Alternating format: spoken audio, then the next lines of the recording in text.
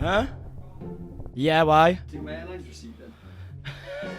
You've came all the way up here to ask if your hairline's receding. Why are you asking me? Do you think I have good knowledge in receding hairlines? No, Curtis, your hairline's fine. Is that what you wanted to hear from me? Okay, right. Okay, enjoy your day, mate. Right, hello and welcome back to another video here on the MARKIE channel. Now, this is actually going to be quite a sad one because just yesterday, we were in the Euro final, we being England, and we lost. We lost, which I'm quite evidently not that bothered about. So yeah, if you don't watch football or anything, then you probably don't give a shit about this. But we got to our first final since, what, like 66, and we lost. And it was meant to be like the big like parade of it's coming home and stuff, and I am miserable, which is fucking great. Actually, the person editing this video right now, Jamie, is from Northern Ireland, and I'm refusing to speak to him in case he rubs salt on the wounds, because I feel like if anyone actually makes any more jokes at me today, I may actually cry. But what better to make you feel better about yourself than to take the piss out of other people and see what they've done wrong in the world, okay? Which is why today we are doing a topics video. You guys know how these work. We start off with the much smaller stuff, and then we work our way to the much bigger stuff, okay? I keep explaining this as if you guys don't know. You realize how this works by now. But also, side note, now that the tournament's finished, I will no longer be drinking every 2 days, because that's how often the games were. So I can actually upload way more. And I've been uploading pretty much daily anyways, but we miss a day here or there. We're not doing that anymore, okay? Straight up daily uploads. Hold me to it. If I don't do it, shout at me. Now, starting off with the first thing we're going to talk about in this video, we're actually going to talk about David Dobrik. Now, David Dobrik actually has a show on Discovery, I believe it's on, in which they go swimming with sharks and whatnot. And in true David Dobrik fashion, or at least from what we've actually spoke about recently, it went wrong for one of his friends. Entire time, using a lot of energy, had the full face mask on, breathing a lot. Todd, it's David, the other good-looking one in the friend group. What are you experiencing down there? Todd? Greg, this is topside. Is everything okay? So as you can see, it seems like they lost signal to Todd, who was in the water, swimming with sharks.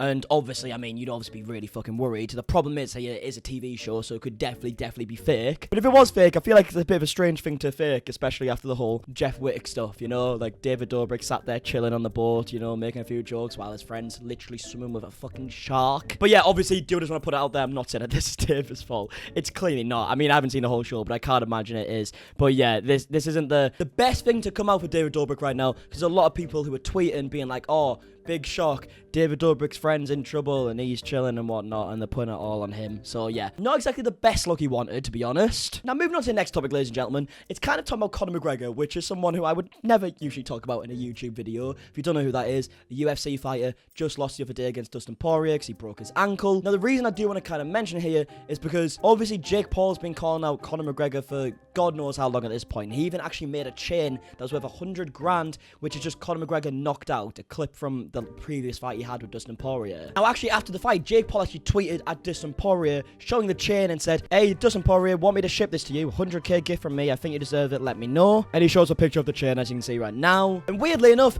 Dustin Poirier actually replied and said, send it over. So yeah, Jake Paul really has somehow managed to intertwine himself with actual fighters. I mean, Dustin Poirier is arguably the best in the world at his weight class right now. He's about to fight for the championship. Some people would already say he kind of is already the uncrowned champion because he chose the Conor McGregor fight instead of the championship or whatnot. But yeah, Jake Paul is somehow managed to actually kind of come across as a real fighter now. Like, he's actually having back and forth. It's a strange world, okay? Who would have thought this YouTube boxing stuff has actually went this far? I mean, Jake Paul in literally, I think about a month, is fighting Tyron Woodley, who's an ex-welterweight champion in the UFC. So yeah, this is all a bit fucking strange. I don't know what I think about it. But yeah, let me know your thoughts on how the YouTube boxing stuff is going. Are you kind of sick of it at this point? Are you thinking it's maybe went a bit too far? Or are you enjoying it? For me, Team YouTube always in it. So if it's helping out the Team YouTube, I'm happy with it. But one person who people weren't happy about getting involved with the UFC is actually Addison Rae. Because Addison Rae actually tweeted out this the other day saying, I studied broadcast journalism in college for 3 whole months to prepare for this moment. In which she shows that she was working for the media in the UFC. She did a few interviews. She actually interviewed Dustin Poirier. But yeah, as you can imagine, people weren't exactly happy about this. I mean, he's got 13.6k quote tweets, and I couldn't imagine they're not exactly the nicest tweets in the world. So bad, in fact, that Addison Rae actually had a tweet out afterwards saying, never mind, y'all got me fired. And apparently she actually got dropped by the UFC because of the people and all the backlash that she got from this. I mean, she even retweeted retweeted this tweet here from Barstool Sports saying the most hated UFC commentator ever, and it's just a video of Addison Rae. Now, obviously, people's argument here is that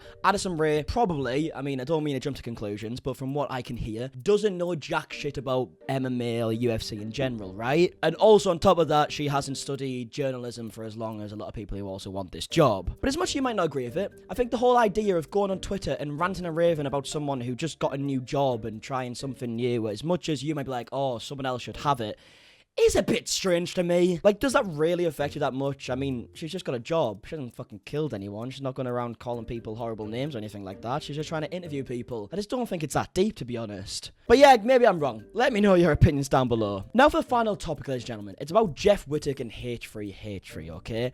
Now, Jeff Wittek is getting a lot of backlash right now because in his podcast, when they showed a screen recording of a H3 video, the search bar isn't exactly what you would expect to see. Now, I'm going to blur part of the search bar because you probably can imagine why once I say this, but someone who worked at Jeff's team on the podcast, or Jeff themselves, I guess people were assuming at this point, had searched on the search bar H3H3 and then just the N-word written out hard R. And by the way, they haven't just searched H3H3 N-word hard R. They've spelled it out, okay? Someone on the team has spelled it out on the top of the search bar. Now, obviously, at first, a lot of people assumed that this was Jeff Wittek searching it out, so he got a lot of backlash for obvious reasons. And then Jeff's editor came out and said that I'm Jeff's editor and helped produce the podcast. It was a tab on my computer. I was doing research for a clip, and when I presented it to Jeff, he didn't want to include it. I can see how this can look out of context, so I apologize to anyone I offended. Now, when he says he's doing his research, what I imagine is he's looking for a clip of H3H3 saying the N-word like he has on his podcast before. So I assume that's why he searched it, but are you fucking dumb? Why are you writing it out like that? Especially on a computer that is going to be screen recorded and put on the podcast as well. And as much as they can say, oh, it's the editor, okay, it's his fault or whatnot, it's still Jeff Wittek's show. It's his channel. He is responsible for whatever appears on his videos, okay? I don't really like it when people like blame people on their team or like an editor or whatnot. It doesn't really make that much sense to me. It's like, do you not watch your stuff before you put it out? It's not live at the end of the day as far as I'm aware.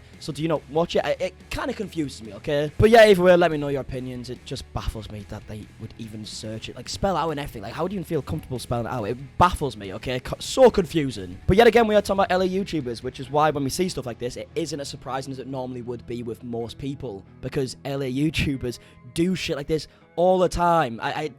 It honestly confuses me. But yeah, either way, let me know your thoughts on everything we spoke about in today's video. And if you did enjoy this video, please do leave a like down below. Subscribe if you're new as well. And until tomorrow, because I'm uploading daily, I'll see you guys in a bit. Hopefully in a much colder room, because I'm fucking sweating my tits off right now, okay? Right, goodbye!